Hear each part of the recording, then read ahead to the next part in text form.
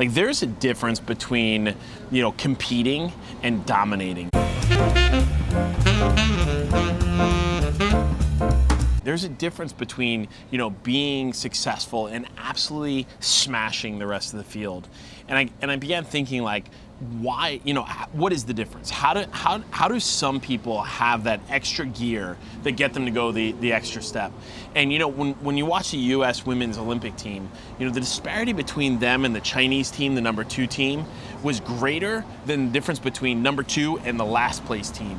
And I think it's really about determination and an attitude that allows you to stay focused on achieving at the highest level with no other possible outcome.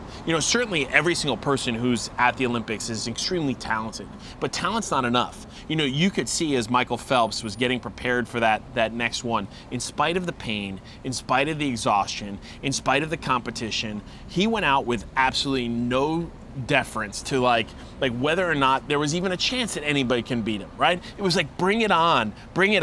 And that swagger, right? That intensity, that attitude, of nobody can beat me on any day is what makes a champion. There was something that was all over Twitter and all over Facebook the other day, and it was this image of Michael Phelps reaching for the final, the final couple yards of his race, and Lacrosse, the guy from South Africa, little place in my heart since my wife's from South Africa, watching America dominate over this other nation. But winners focus only straight ahead, and losers, right? Second place, the guy who's not dominant, focus on the winner.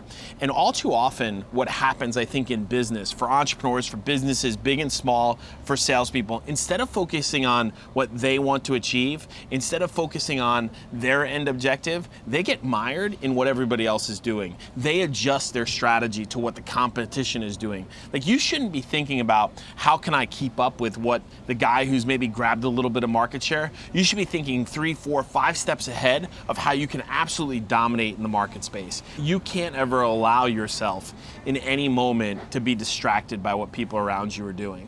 Your success is not predicated on somebody else's success. It's not a zero-sum game.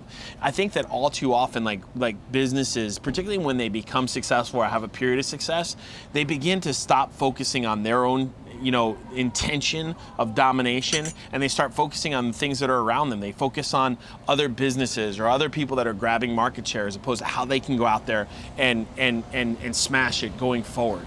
I don't think that Phelps is thinking of anything other than winning, right? He's not thinking about who's going to be the silver or who's going to be the bronze. He's only thinking about him going after the gold. And I think this leads you to taking more risk and taking more chances and committing to the hard work that's going to propel you forward. And the noise of what everyone else is doing should never take you off your focus. And the difference between dominating and winning, winners focus on doing just marginally more than what everybody else will do. People that want to dominate compete against themselves, and they do the very best that they're capable of doing.